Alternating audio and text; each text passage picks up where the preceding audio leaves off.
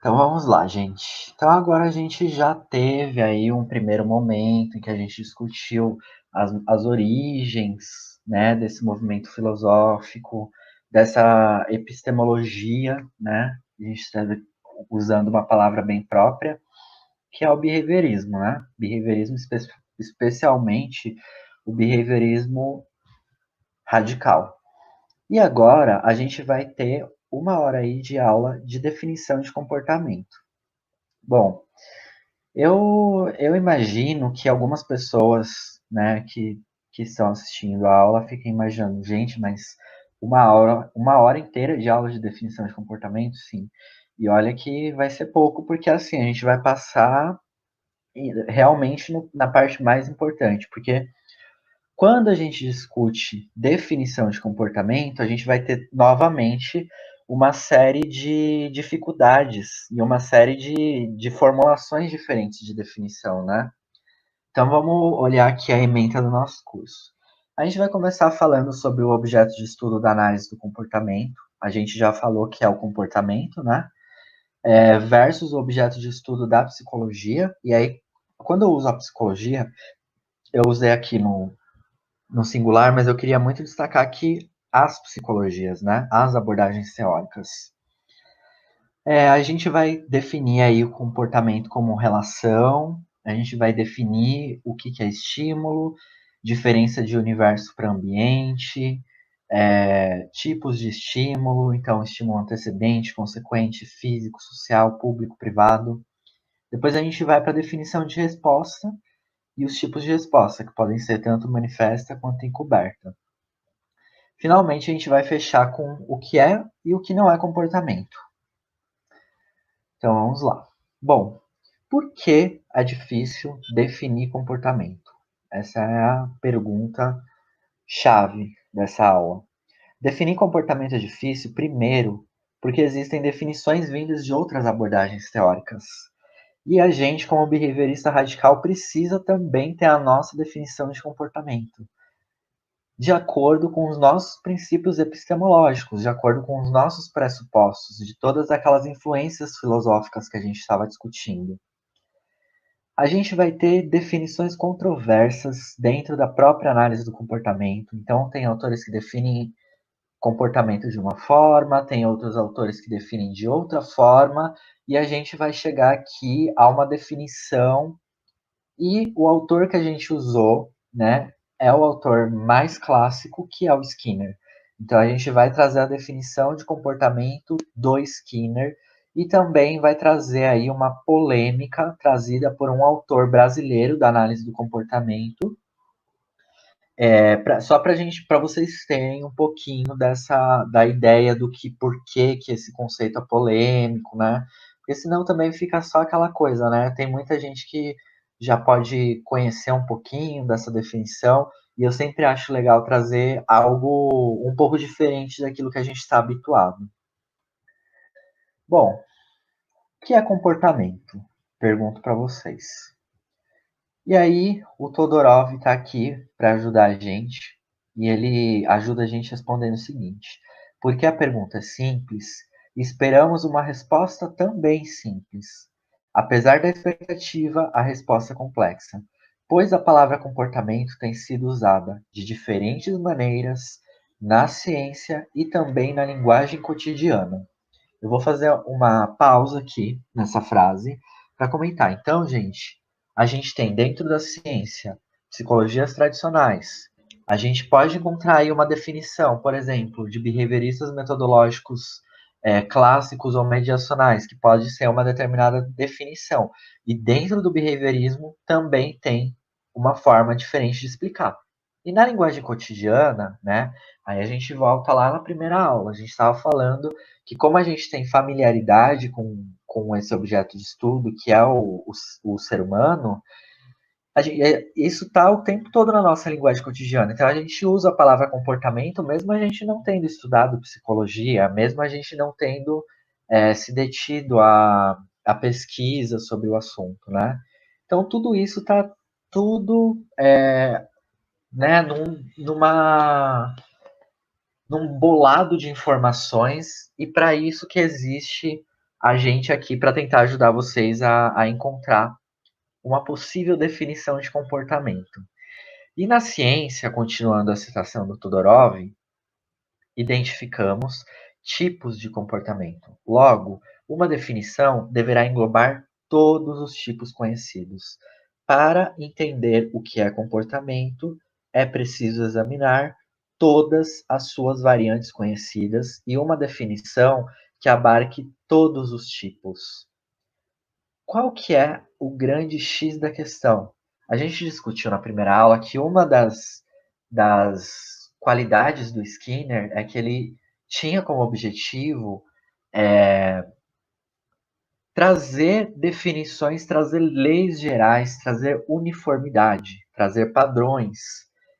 E aí, quando a gente define comportamento, a gente acaba batendo nisso. Como é que a gente vai definir comportamento, né? Tem tanto tipo diferente de comportamento. Pular é comportamento, mas pensar também é comportamento. Algum sentimento de alegria ou de raiva também é comportamento. Como que a gente vai definir isso, né? E aí eu trouxe aqui para vocês alguns dos objetos possíveis de estudo das psicologias. Então, na psicanálise, a psicanálise mais tradicional freudiana, a gente tem o inconsciente. Alguns psicanalistas podem defender essa ideia. Outros vão dizer, não, não é o inconsciente, é um outro. Dentro de todo o arcabouço da psicanálise também vai haver dissensos, né? Não há um único consenso. A psicanálise sempre é o inconsciente, não necessariamente, tá? Trouxe aqui o inconsciente como um exemplo. Fenomenologia, consciência, então é um processo de percepção. Como é que o ser humano percebe o ambiente? Como é que existe essa relação do ser humano com o mundo? Na psicologia social, a gente vai ter a interação dialética entre o indivíduo e a sociedade, por exemplo, na psicologia social latino-americana, principalmente. Aí a gente tem na teoria cognitivo-comportamental as crenças e comportamentos. Então, crenças centrais são um processo extremamente importante para a gente estudar. Ou seja, são muitos objetos distintos, né? E o objeto de estudo da nossa abordagem teórica que a gente está trazendo aqui para vocês hoje é o comportamento, e especialmente o comportamento humano. Esse é o nosso principal objetivo, né? De explicar, de entender e assim por diante.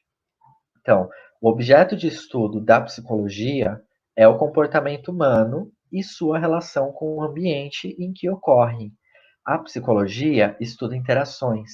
Então, essa é uma primeira frase aqui que a gente tem do Todorov, que ele vai dizer que o objeto de estudo não é só o comportamento humano dissociado do ambiente. Não é assim, o comportamento humano e o ambiente. Não. As duas coisas estão intrinsecamente relacionados. E aí a gente tem o objeto de estudo da psicologia como sendo essa interação. Só que a gente vai ter aí o Carrara e o Zílio também trazendo uma série de usos comuns dessa palavra, comportamento, que vai ser o comportamento como evento, comportamento como processo, comportamento como relação e comportamento como interação e como possuidor de outros atributos, condições e características. Eu vou acabar falando um pouquinho sobre cada um desses, mas eu não vou me deter tanto, porque é só um exemplo aqui para vocês ilustrativo. Quem tiver interesse, o Zílio e o Carrara, eles têm um texto inteirinho só para definir cada um desses tipos, e dentro desses tipos existem vários subtipos. Então, quem tiver interesse em entender melhor o uso da palavra comportamento nesses diferentes contextos, podem pesquisar diretamente aí os autores. Então, comportamento como evento, a gente pensa em algo que tem início, meio e fim. Então, é uma descrição de um determinado fenômeno que acontece. Por exemplo, se eu disser que uma menina escorregou no sabão que tinha no chão, caiu e quebrou a perna, sei lá, a gente está descrevendo aí um comportamento, como um evento que teve um início, um meio e um fim. Quando a gente fala de comportamento como processo, a gente já está preocupado em entender o comportamento ao longo do seu desenvolvimento. Então, aqui a gente está pensando, por exemplo, no comportamento de aprender uma língua nova.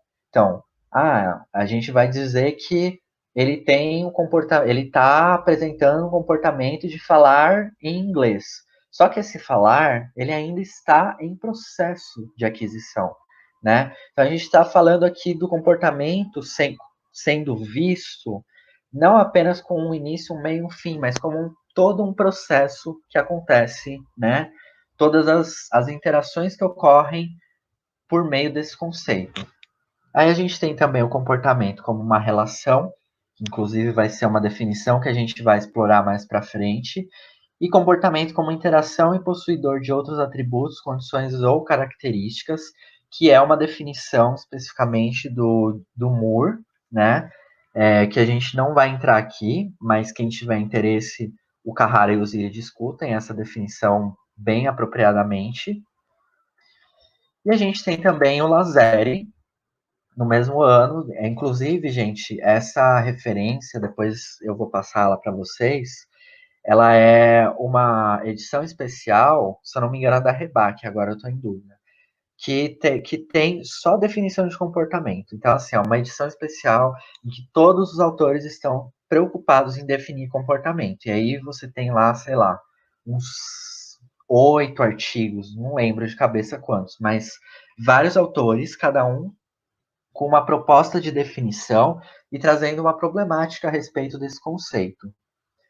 Aí o Lasério ele vai usar o comportamento também como uma palavra que tem relação com a ocorrência de uma ação ou reação de um organismo. E essa definição eu vou deixar para discutir com vocês mais tarde também. Eu vou comparar essa de ocorrência de ação ou reação de um organismo com a de relação, mas daqui a pouco vai ficar mais claro para vocês. Comportamento como padrão ou classe. O que é isso, gente? Vocês vão ter depois na aula de comportamento operante definição de classe de comportamento, né? O que seria um padrão ou classe de comportamento? Só para adiantar um pouquinho, não existe o mesmo comportamento acontecendo mais de uma vez, tá? Então, por exemplo, se eu levantar a mão assim e eu levantar de novo, a segunda vez já não vai ser igual à primeira. Então a gente tem uma dificuldade de como que a gente vai definir, sendo que sempre é diferente, né, o comportamento.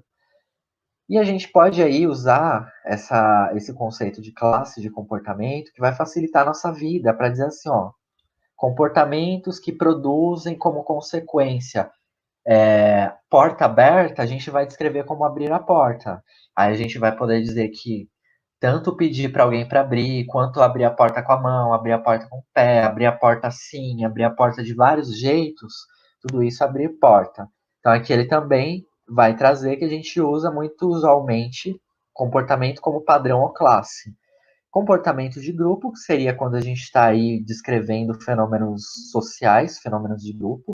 Vocês vão ter aí uma aula bem específica em relação a isso. E, finalmente, comportamento como uma mudança ou movimento de um objeto. Eu achei muito interessante essa definição que o Lazare trouxe, porque muitas vezes a gente usa mesmo o objeto como se tivesse vida, né? Uma coisa meio animista, no sentido de, por exemplo, o controle não funciona, o controle não está funcionando, o controle não está, ou o controle caiu, ou sei lá, o controle voou da minha mão. Então, assim, não é o controle que voou da sua mão. Existiu aí uma série de processos físicos, químicos que explicam isso. Mas muitas vezes a gente usa objetos inanimados como sinônimo também de comportamento. Eu achei bem legal essa observação dele. E aí a gente chega na primeira definição que eu queria trazer para vocês de comportamento, que é a definição do Todorov.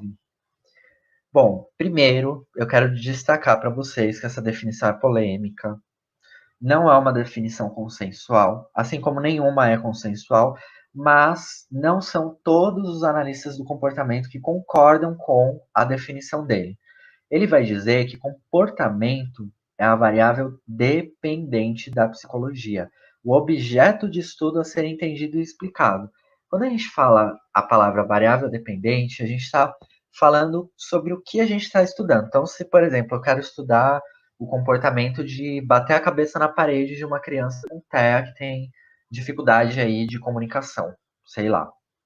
A gente vai dizer comportamento que a variável dependente é o comportamento de bater a cabeça na parede, né? Por quê? É a variável que a gente não tem como interferir de uma forma direta, a gente tem como interferir em outras variáveis que vão circuncisar aí essa variável principal que é bater a cabeça na parede. Por exemplo, ensinar a criança a se comunicar. Isso pode ser uma variável independente, porque a gente manipula ela. Não dá para você manipular diretamente o comportamento da criança, só aquilo que controla o comportamento dela. Então, essa é a grande discussão do Todorov, de que o comportamento é a variável dependente da psicologia. Então, ele vai dizer que não dá para aceitar que comportamento é a interação entre organismo e ambiente, porque a pressão à barra fecha o circuito. A contingência operante é uma unidade de análise. A contingência tríplice é um instrumento que usamos para identificar o que chamamos de comportamento operante. Mas a contingência não é o comportamento. Então, ele vai defender que quando a gente diz que a relação do organismo com o ambiente é comportamento, ele vai dizer que isso não está certo. Por quê? Quando a gente descreve uma coisa como comportamento, geralmente a gente está se detendo a variável dependente, né? Então é bater a cabeça, é correr, é piscar, é sorrir. E outra coisa que ele vai colocar também como crítica nesse artigo dele de 2012 é que não existe apenas o comportamento operante. E quando a gente usa aí essa definição, né, de comportamento como relação ou como interação, muitas vezes a gente pressupõe que o ambiente também vai alterar o comportamento do ser humano. E muitas vezes o ambiente vem antes da ação. Enfim. Então ele vai trazer aí, isso é um exemplo ilustrativo de como esse conceito na psicologia comportamental é um conceito bem diverso, né? Eu acho que poucas pessoas devem ter ouvido aí falar sobre essa questão polêmica que o Todorov traz, e eu achei bem interessante, bem legal trazer para vocês. Sinceramente, eu gosto dessa definição do Todorov, mas agora a gente vai para uma definição que ela é uma definição mais tem um alcance maior, digamos assim, na análise do comportamento. As pessoas conhecem mais que a definição aí trazida pelo Skinner. E aí eu trouxe a Andere, Micheleto e Sério de novo naquela apostila Comportamento e causalidade para definir. E aí elas vão dizer que afirmar que o objeto de estudo da psicologia é o comportamento, é afirmar que o objeto de estudo da psicologia é a interação entre sujeito, suas atividades, suas respostas, suas ações e o ambiente, os eventos ambientais, os estímulos. Ou seja, para Andere, Micheleto, Sério, para o Skinner, comportamento não é apenas uma ação, não é apenas o que um organismo faz. Comportamento é a interação indissociável que existe entre determinadas ações de um organismo e os eventos que vão, de alguma forma, alterar esse comportamento. Essa resposta que a gente vai chamar, né? De uma forma mais técnica. Então, o que chamamos de comportamento, segundo Skinner, evoluiu como um conjunto de funções que promovem o intercâmbio entre o organismo e o ambiente. Ou seja, o comportamento, ele é nada mais do que essa indissociabilidade entre o organismo e o ambiente. E aí a gente vai ver que ambiente não é sinônimo de lugar. Ambiente, no nosso uso corriqueiro, muitas vezes a gente usa como se fosse assim, qual é o ambiente, o habitat natural de um pássaro? É em tal lugar, o ambiente em que ele vive é em tal lugar. Aqui, ambiente tem uma conotação diferente. E aí eu trouxe para vocês um esquema de 1997 do Tourinho, que ele vai fazer uma comparação entre os conceitos de universo e ambiente. Como vocês podem ver nessa figura, universo engloba ambiente. Mas ambiente é diferente. Existe ali uma delimitação do que é ambiente para o todo que é o universo. E aí isso já dá uma dica para a gente, né? De que o universo é todo e qualquer acontecimento do mundo, né? A gente pode dizer todo e qualquer acontecimento no lugar onde aquele organismo está, mas não apenas, né? Tudo pode ser conceituado como universo, desde que não seja confundido com o conceito de ambiente. O que é o conceito de ambiente? É tudo aquilo que altera a probabilidade de uma determinada ação de um organismo. Então, se a gente está falando que o universo é tudo que acontece no ambiente, a gente está falando que é apenas aquilo que vai alterar a probabilidade de de uma determinada ação de um determinado organismo. A gente está sendo bem específico aí, né? Quando dizemos que o comportamento é função do ambiente, o termo ambiente significa, presumivelmente, qualquer evento no universo capaz de afetar o organismo, ou seja, apenas o que afeta o organismo. O que não afeta, a gente vai colocar como universo. Voltando aqui, eu coloquei diferença entre estímulo e evento. Por que eu coloquei isso? Da mesma forma que a gente pode usar universo, a gente pode usar evento. Então, eu vou dar um exemplo. Aqui agora eu estou falando com vocês.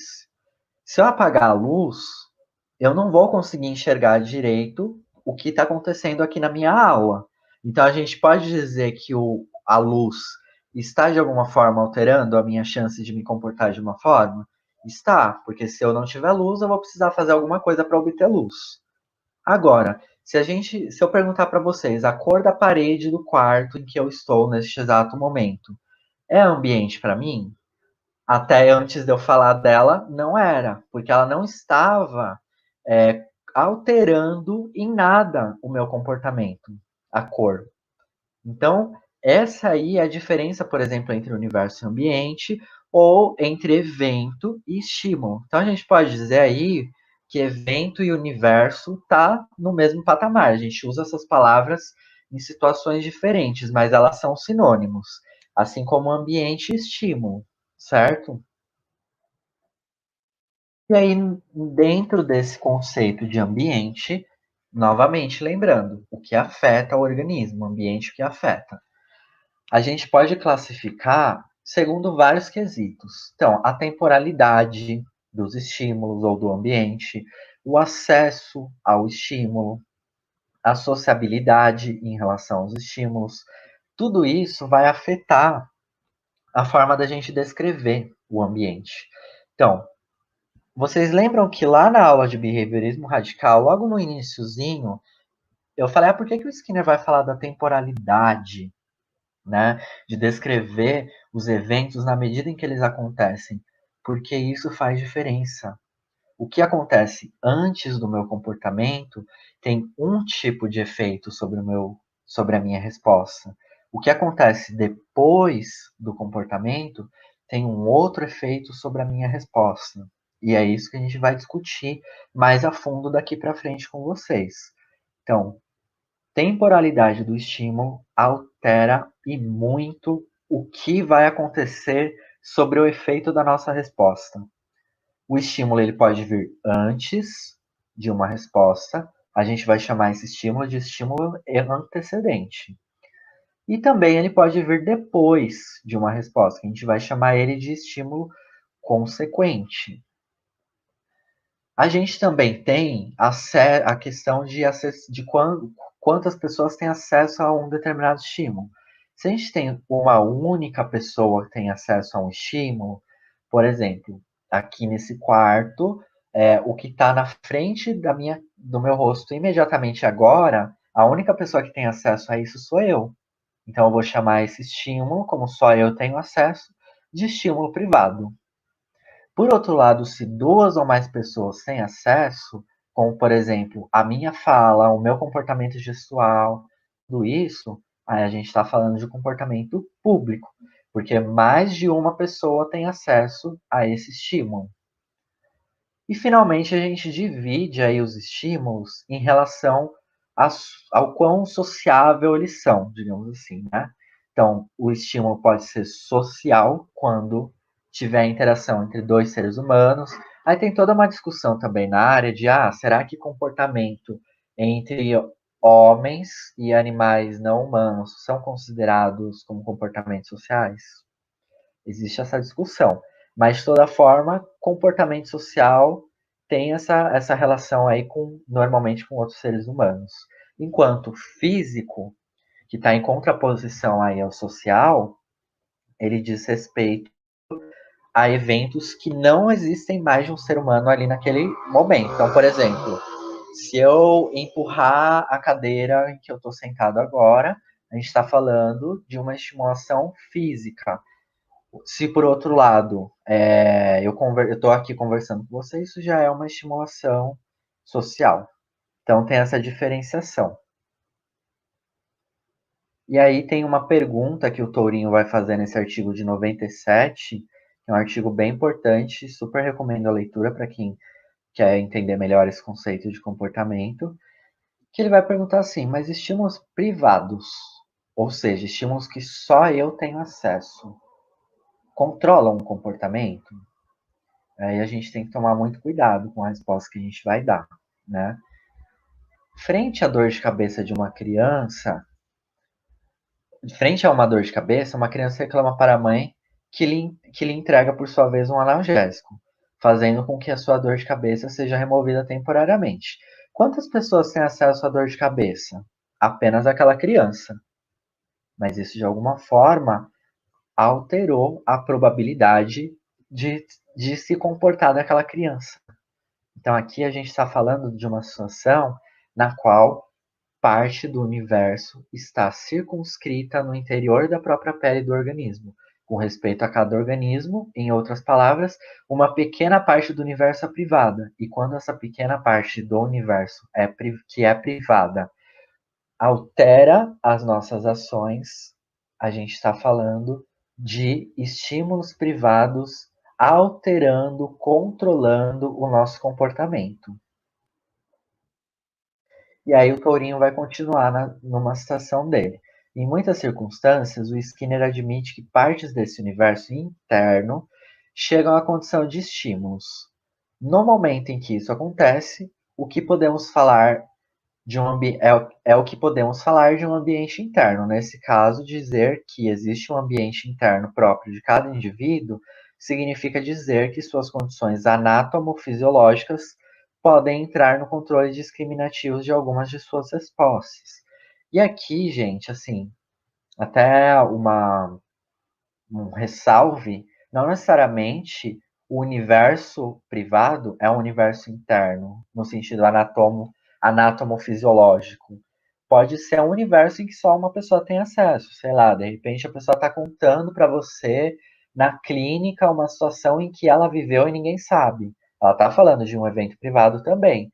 E não necessariamente ela está falando de um estímulo interno que está dentro da pele. Mas aqui o Tourinho muito bem destacou que o ambiente também pode ser, o ambiente privado também pode controlar o comportamento. Bom, acho que basicamente então, vou retomar rapidamente. Então, existe o ambiente.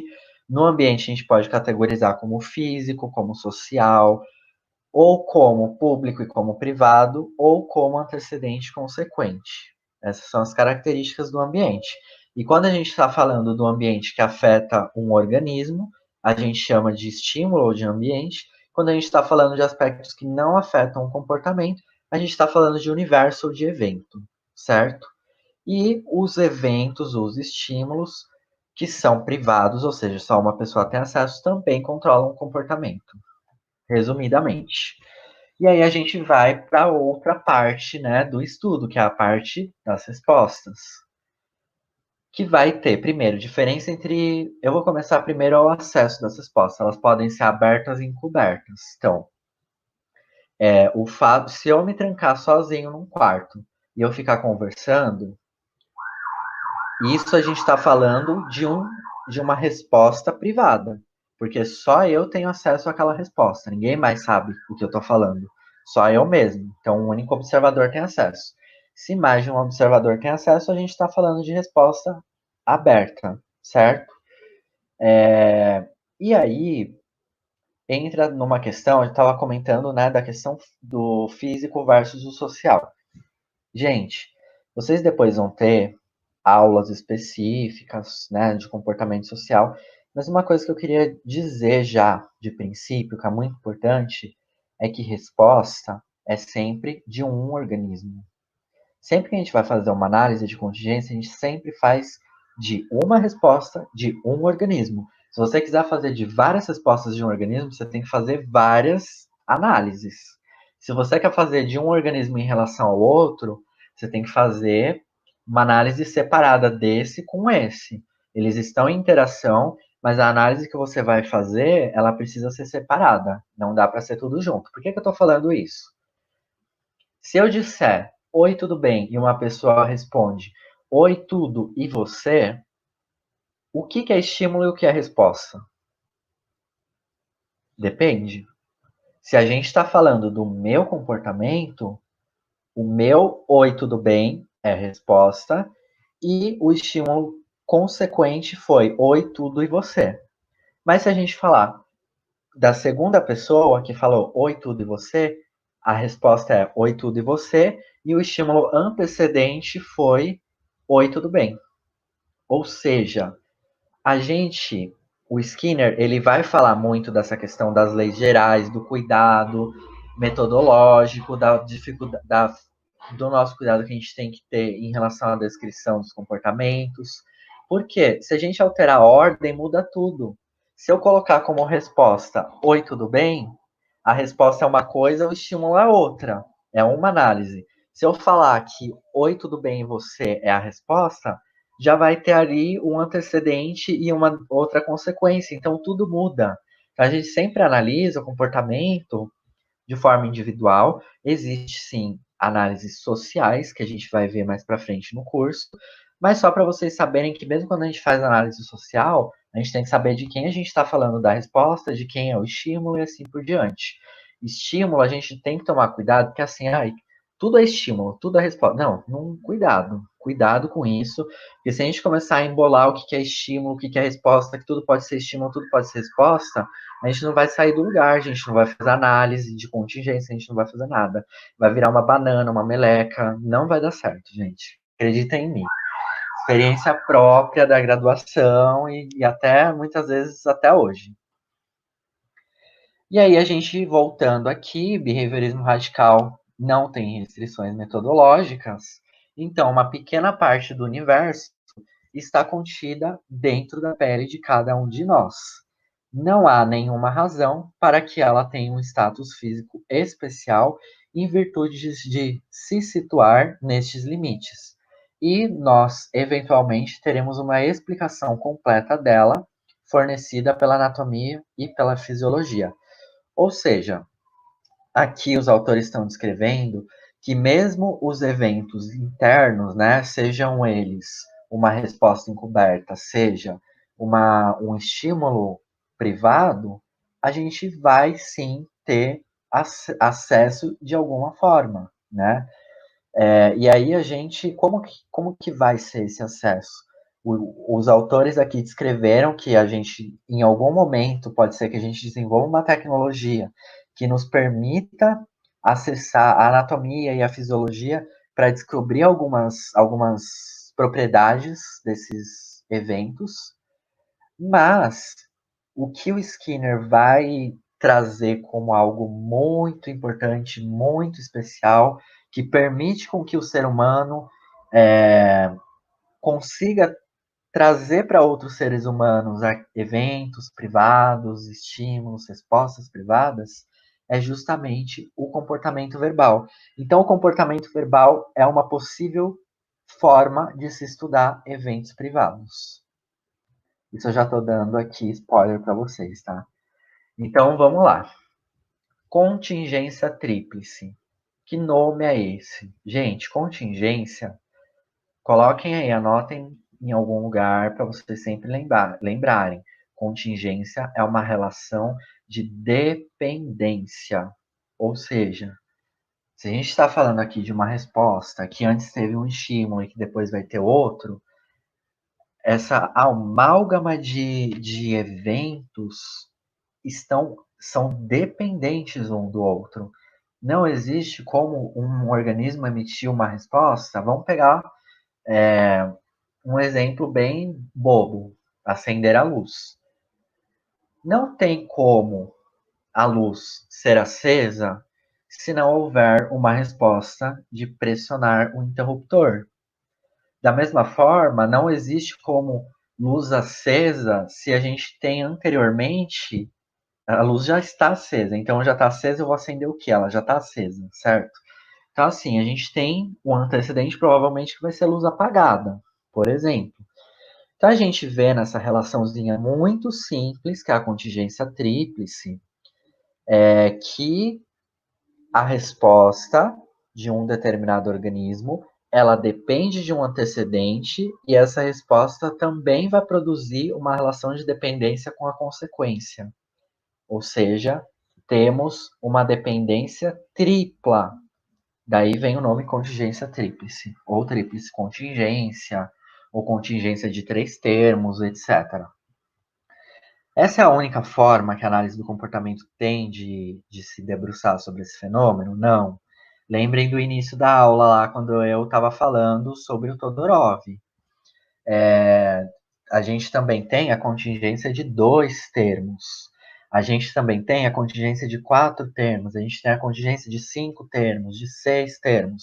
Enfim, eu não vou me deter a isso, porque não é o assunto dessa aula, mas só para vocês saberem que, assim, não é apenas estímulo-resposta e consequência. Tem também estímulo-resposta, que a gente vai estar diante de um tipo específico de comportamento que vocês vão ver lá em comportamento respondente, e a gente tem o comportamento operante que tem no mínimo 3 termos, mas pode ter mais de 3 termos, tá? E aí, nesse antecedente, aliás, nesse primeiro estímulo, a gente está falando de antecedente, ele pode ser físico ou social, pode ser também público e privado. A resposta pode ser manifesta ou encoberta, e o último estímulo vai se chamar estímulo consequente, que também pode ser físico, social e público e privado, tá? E aí, para finalizar, o que é e o que não é comportamento? Então, qualquer instância do comportamento é um processo, ocorre no tempo, tem duração, começo, meio e fim, até mesmo a simples resposta de pressão à barra do rato. Por que a gente está falando aqui da simples resposta de pressão à barra do rato? Porque é uma das formas mais simplificadas que a gente tem para se estudar o comportamento. E aí a gente tem que algumas características bem importantes, que o comportamento tem duração, ele tem começo, meio e fim. Então, tudo isso são algumas características, a temporalidade, tudo isso são coisas importantes que vocês vão ver ao longo do curso e quais efeitos tem essa temporalidade, né, na produção de um determinado efeito. Existe não se comportar? Né? Essa é uma pergunta. Por exemplo, o que vocês fizeram ontem? Ontem a gente fez vários nadas. Ok. Será que isso existe? Será que a análise do comportamento vai validar essa frase como um ok ou não? Queremos que nosso filho não morda as outras crianças. Será que isso é um comportar-se? Será que não é? Aquele garoto fica tão comportado durante as aulas. Então aqui a gente tem a palavra comportado como não como um verbo, né, como uma ação, mas como um adjetivo.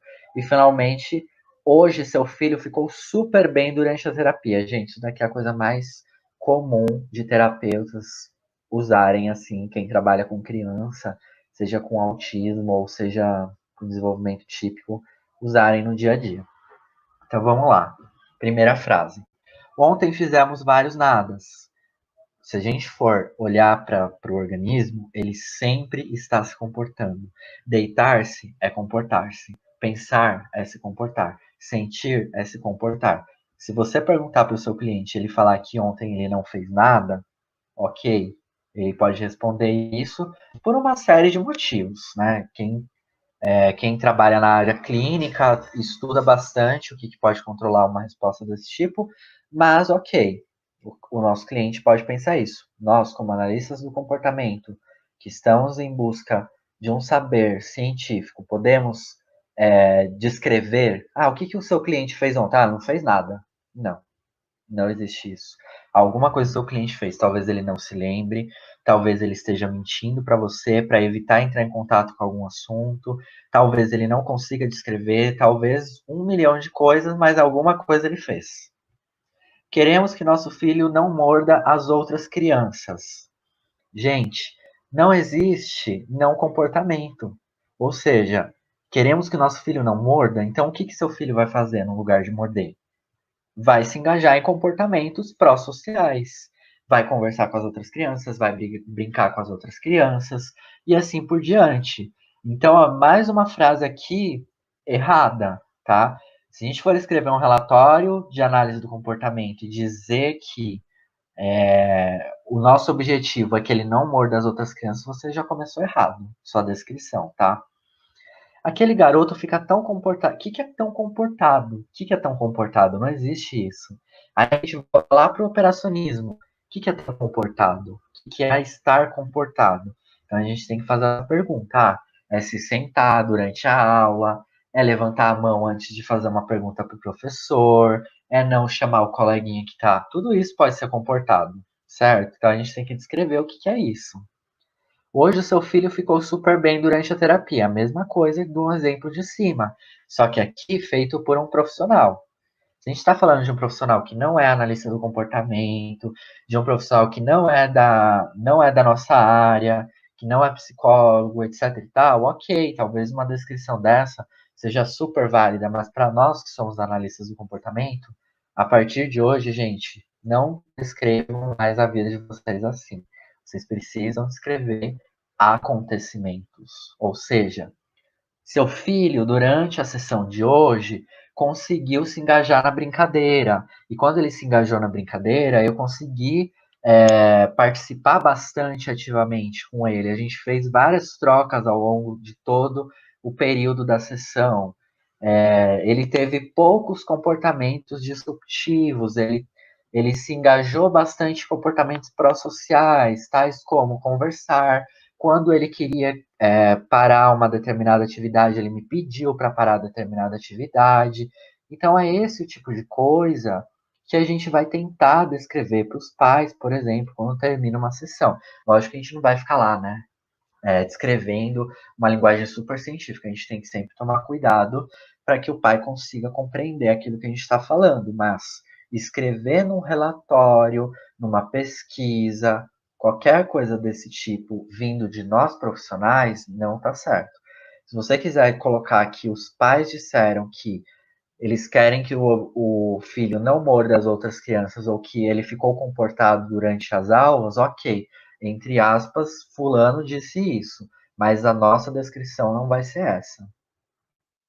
Existe comportamento no vácuo, né? Ou seja, tem como do nada, de repente, eu estava aqui parado e do nada me deu uma coisa e eu precisava lavar a mão. Do nada, nada aconteceu. Eu estava atendendo aquela criança e aí do nada ela teve uma crise de agressividade. Não existe do nada. A partir de hoje, quem estiver fazendo o curso não vai mais poder usar essa justificativa, tá, gente? Não existe do nada. Então, eu vou ler aqui uma frase do Todorov. O comportamento não pode ser entendido isolado do contexto em que ocorre. Não há sentido em uma descrição do comportamento sem referência ao ambiente, como não há sentido para a psicologia em uma descrição do ambiente apenas. Então, tanto não dá para a gente só virar e falar assim: choveu. Ok, choveu. E o que isso tem a ver com o comportamento de uma determinada pessoa? Isso que a gente tem que ficar atento. As relações entre o comportar-se, né, ou as respostas de um determinado organismo e as mudanças ambientais que aconteceram. Não tem como você descrever só. E aí aqui ele fala: a descrição Maria correu é inútil para a análise do comportamento. Sem antecedentes e consequentes do evento descrito, nada se pode concluir do episódio. Então, se alguém vier para mim e entregar para mim um relatório que vai estar lá, Maria correu, eu não tenho o que falar.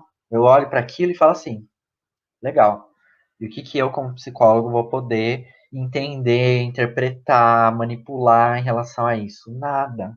Porque eu preciso das relações que circundam aquela determinada ação. Então, os conceitos de comportamento e ambiente de resposta a estímulos são interdependentes. Por isso que a gente usa o termo contingência de 3 termos ou contingência de 2 termos.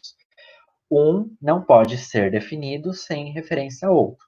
O que significa que a partir de hoje vocês não podem dizer que foi do nada, ou que aquele comportamento aconteceu no vácuo, que aconteceu sem mais nem. Não existe isso, tá? Se a gente fizer uma análise funcional adequada, que vocês vão ver depois o que é uma análise funcional, a gente vai conseguir entender relações funcionais que vão ajudar a gente a entender, né? Que, ok, para uma primeira vista, pode ser que aconteceu do nada, mas quando você faz uma análise funcional, você entende o que está acontecendo. E aí eu trouxe aqui alguns exemplos. Então a gente tem como resposta, gente, quando vocês forem fazer um exercício de análise de contingência como esse, comecem pela resposta. Se vocês começarem pelo ambiente, vocês vão se embananar. Comecem pela resposta. Então vamos lá. Ligar o computador e para acessar o YouTube. É a resposta. Estímulo antecedente. Segunda-feira, às 19 horas, no dia 27/7/2020. Qual foi a consequência? A aula dada por mim, aqui hoje. Essa é a contingência que vocês estão vivendo agora, nesse momento, de uma forma bem geral. Tá? Não é que vocês simplesmente ligaram e a aula foi dada, não é isso. Tem toda, né, se a gente for analisar ponto a ponto, tem um monte de comportamento ocorrendo, mas no geral, é isso. Essa é a contingência na qual vocês estão inseridos. Resposta: ligar o computador, certo? A partir disso, vocês conseguem ver que foi segunda às 19, porque vocês viram um folder, porque vocês viram no WhatsApp de não sei quem, etc e tal. E a consequência é todas as relações que eu trouxe aqui para vocês, as explicações, assim por diante. Segundo exemplo. Resposta: piscar o olho. Estímulo antecedente: cisco no olho. Aqui a gente tem uma consequência. Depois que piscou, aconteceu alguma coisa? Pode acontecer? Pode. Mas aqui no caso nada aconteceu. Só caiu um cisco no olho e eu pisquei. Então aqui a gente está com um exemplo de que nem todo comportamento é composto por 3 termos, pela tríplice contingência, que a gente está num modelo diferente, que depois vocês vão ver chamado de comportamento respondente. Agora eu pergunto: um homem passando a 70 km por hora diminui a velocidade ao chegar próximo do radar de 60 km por hora e evita levar uma multa. Vamos pegar uma resposta para analisar? Então, por exemplo, diminuir a velocidade. Será que pode ser uma resposta? Vamos pegar essa resposta então. A gente tem ali na resposta diminuir a velocidade. O que veio antes?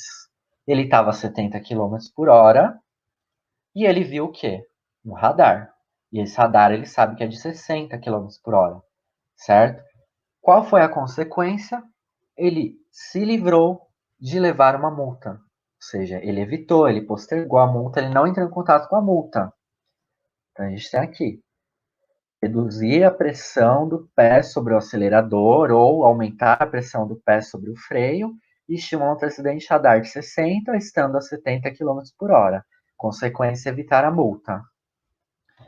Bom, gente, basicamente era isso o que eu tinha para falar para vocês sobre comportamento, sobre definição de comportamento. Eu trouxe até alguns exemplos mais práticos de como que a gente, analista do comportamento, olha para esse fenômeno. E aí agora, novamente, eu vou comentar com vocês as referências bibliográficas e depois eu vou mandar lá para o pessoal, para eles mandarem para vocês. Então, referência básica, novamente, Comportamento e Causalidade, da Andere, Micheleto e Sério, que está disponível para download. E Eu trouxe também o Zílio e o Carrara, no texto O Comportamento Diante do Paradigma Behaviorista Radical, o Lazeri, um estudo sobre definições de comportamento, o Tourinho, privacidade, comportamento e o conceito de ambiente interno, o Todorov, a psicologia como estudo de interações, e o Todorov novamente sobre uma definição de comportamento. Então, aquele texto que eu tinha comentado com vocês é a Revista Brasileira de Análise do Comportamento, volume 9. Essa é a revista que eu conheço que mais tem ali definições de comportamento, pelo menos aqui no Brasil, né? Talvez existam outras revistas lá fora que tenham mais. Mas tem bastante discussões sobre o conceito de comportamento, definição. Vocês conseguem aprofundar bastante as discussões que eu trouxe aqui para vocês, não só do Carrara, do Lazeri, do Todorov, enfim. Vocês conseguem vários autores, é bem bacana. Então, é isso, gente.